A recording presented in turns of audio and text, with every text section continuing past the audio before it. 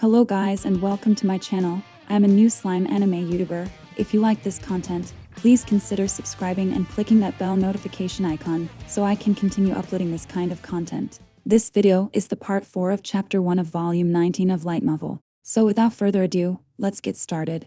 It's been a long time since I had heard such a pathetic reply coming from Benimaru. With that in mind, I began discussing with Seal-san again if there were any other ways to overcome this situation. Ranga, Kimura, and Sae had separated from Rimuru, and each of them was heading to support a different battlefield. They did not consult with one another in particular, but had naturally decided on where to go based on the general strength of the enemy. The opponent Ranga was headed for was Vega. He was the one who was giving off the strongest presence, even stronger than Ranga's. And as expected, it was the fiercest battleground. He seems to be stronger than me, but if we bide our time, Sae Dono and the others should be able to dispose of the enemy and rush to our aid. Ranga trusted his friends. That is why he was able to take on the strongest of opponents with no fear and no doubts. I shall assist you. Ranga shouted and jumped at Vega. Metal was delighted by this. White Knight Metal, the leader of the White Knights under Leon, had desperately been trying to recover, but there was a limit to how much time he could buy with his current strength. The 5 demon peers under Rain and Misery's command Misora, Squall, Ulrich, Alban, and Jorg were all as powerful as the old demon lords. However, their opponent, Vega, had an existence value of more than 10 million, and the difference in their abilities was too great. Misora, the Duke-class commander, was very talented as Rain's second-in-command. She was always looking after Rain, who tended to slack off, and she possessed a broad perspective with good leadership. But even so, there was no room for effective leadership when some of them had been crippled by Vega's attacks. In spite of this, the battle line did not collapse thanks to Misora's efforts, and it was Metal's restoration magic that desperately supported this. Normally, these proud demons were very individualistic, but with the cooperation of all 5 of them, they managed to maintain the front line, even making full use of illusion magic to deceive. However, when Ulrich and Alban fell at the same time, the burden on those who remained increased. Metal's recovery magic could not keep up, and total annihilation was imminent. It was at this critical moment that Ranga intervened. What the hell, you dog? You dare to interfere with me? Vega was on a high. Now that he had so much power, he believed himself to be invincible. That's why he decided that one more monster wouldn't be much of a threat. But that was a mistake. Ranga's existence value was less than half of Vega's, but his combat experience was not to be underestimated. Because he was always lurking in Rimuru's shadow, he had witnessed many battles. That is why Ranga was able to flexibly adapt his tactics to the enemy. This time, the strategic victory would be to get through this without any casualties. By understanding that, his role became more clear. Use me as a shield and regroup. Reinforcements will definitely come. My lord will not be defeated. Wagging his tail, Ranga assured them. With that alone, Misora and the others understood that Rimuru had arrived. Misora accurately read Ranga's intentions and figured out what the best course of action. I shall take your word for it. Matal Dono, please concentrate on Ranga Dono. And with that, the tactics were swiftly rearranged, and the battle changed with Ranga as the focal point. From this point on, Vega's high would come to an end. This was because Ranga, whom Vega had initially dismissed as inferior, performed better than expected. Without thinking, Vega attempted to eliminate Ranga. By using his ultimate skill Evil Dragon King Azzy Dahaka to the fullest extent, he tried to subdue him with pure power. The ultimate skill, Evil Dragon King Azzy Dahaka, was a skill acquired after Vega's upbringing. Vega was descended from the Magical Inquisitors, one of the Rosso's research achievements. He was a monster that possessed both monster and human characteristics, and could recover from any injury as long as he was fed. It was a secret that Yuki had modified him to become a kind of imitation slime. Vega's whole body was a collection of minuscule magical bacteria.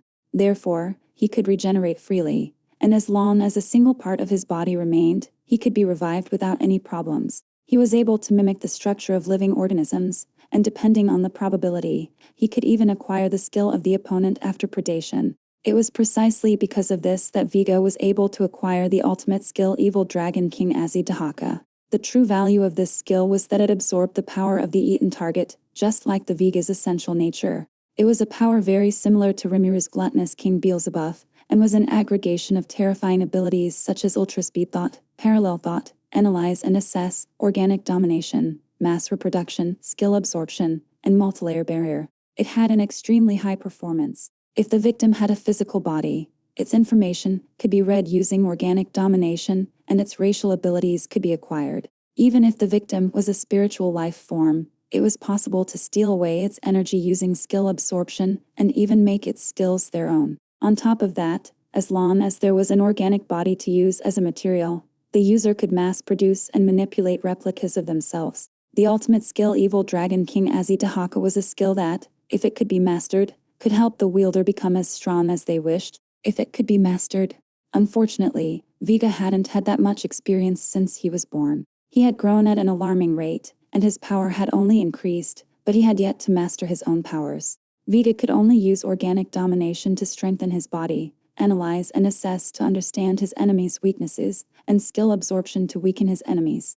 He also used ultra-speed thought unconsciously, so he was able to make good decisions, but unfortunately, he could not use parallel thinking, and was unable to claim victory despite having an overwhelming advantage. However, Vega himself was enjoying his strength so much that he didn't even realize that he had missed his best chance, and with a vicious power, Vega's fist pierced through Ranga. Vega wondered at the lack of response. He should have pierced through him, but he couldn't feel anything, let alone stealing energy. He could not even use analyze and assess on the enemy. The reason for this was that Ranga was using his own abilities to the fullest. Ranga's ultimate skill, Stellar Wind King Haster, had the effect of transforming his body into a magical wind. Physical attacks would not work against Ranga, who had turned into a terrifying demonic wind that contaminated everything it touched. In fact, the moment something touched Ranga, it would be damaged by the death-calling wind. The current Ranga was magic itself. The logic was the same as that of Karian's burst roar. He maintained his regular form and mass, but was transformed into a willful particle of destructive energy not unlike a spiritual life form. Even a simple physical attack would become an attack of great destructive power. One did not need an explanation to understand how terrifying this was. Furthermore, unlike with Karian, this was not Ranga using a special move, but rather undergoing a change in state. Naturally, the rate of energy consumption would be higher, but there would be no restrictions placed on him just for entering a magical wind state. This was the power of someone who could utilize their skill to the fullest extent. Although Vega was superior in terms of existence value, Ranga was the winner in terms of ability. Haha, that fist doesn't seem to work on me, does it? Actually, Ranga was surprised. He had expected Vega to be stronger and had been wary of him. Because Rimuru was always so cautious, Ranga learned to imitate him. That is why he never let his guard down against Vega, who possessed more than twice the amount of energy as he did. On the contrary, he even suspected that this was a trap of some kind. Damn you, you have no respect even though you're just a dog.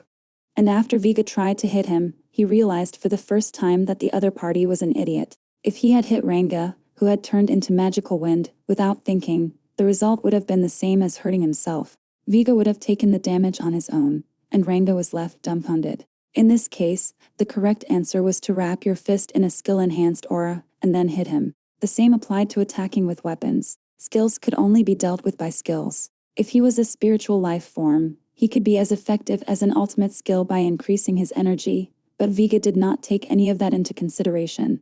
If he had mastered his ultimate skill Evil Dragon King Azitahaka, he would not have shown such a disgraceful appearance. You fool. I thought you were playing a trick on me, but it looks like you were actually serious. In that case, I shall make my move at once.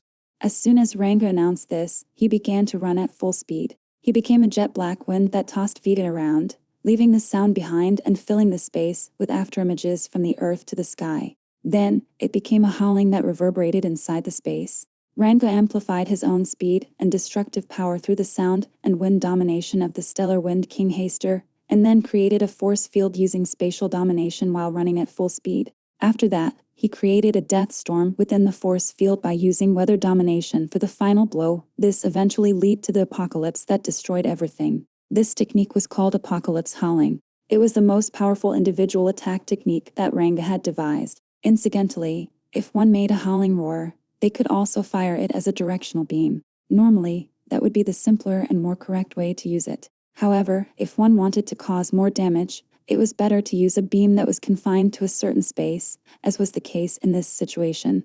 By confining the target, there was no waste of energy, so a greater effect was to be expected.